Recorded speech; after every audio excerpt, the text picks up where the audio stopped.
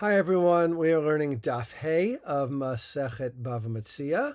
And first of all, I want to wish everybody a Chag Kasher V'Sameach, a happy Pesach, which is coming up probably tomorrow or the next day if you're watching this video before the Chag. And I wanted to go over the concept of who takes a Shevua, who takes an oath according to the Torah. Our Gemara refers to the fact that if somebody is suspected of being a gazlan, a robber, that he loses the right to take an oath and defend himself. And this alludes to a Mishnah in the final chapter, the first Mishnah in the final chapter of Masechet Shavuot, the tractate about oaths, which reads, Kol hanishba'in b'Torah, nishba'in v'lo mishamim. Anyone who takes an oath in the Torah takes an oath and by doing so gets out of paying. So, for instance, this applies to like a guardian.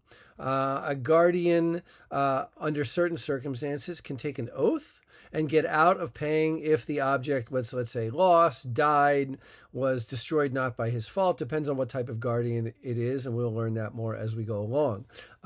Somebody with whom a deposit was left, right, which is a type of guardian, can take an oath and exculpate himself from having to return that. But that's generally speaking, people take oaths and don't have to pay. You could think of an oath according to the Torah as basically, we don't have evidence that this person has done anything wrong. We have suspicion, and we're going to talk a lot about that as we go along. But he is allowed to take an oath. He was required to take an oath to get himself out of that suspicion. However, there are a few categories in which a person takes an oath and collects. So what are these categories? Ve'elu nishba'in v'notlin. These are the ones who take an oath and can take something. Hasachir, an employee. So an employee who has evidence that he was employed and claims that he wasn't paid can take an oath that he wasn't paid, and the burden of proof that he was paid now goes on to the employer. In other words, we know the employer hired somebody. We don't know if he paid, but because we know that he hired somebody, the employee will now be able to take an oath and get his salary, his payment. This is because an employer should make sure that he receives a receipt, some evidence that he's paid his employees. Nigzal, somebody who something was stolen from. All right, that's our case. A gazlan, a thief or a robber, does not have a right to take an oath because he is suspicious. The same thing with somebody who has been injured, right, can take an oath that he has not received his payment and exact payment because we know he was been injured by that other person. And an injurer, somebody who hurts somebody else, loses the right to take an oath. And then the general category of sheked negdo chashud al shvuah. If somebody has become suspected of not of falsely swearing, then later on he can't take an oath again because his oath isn't meaningful.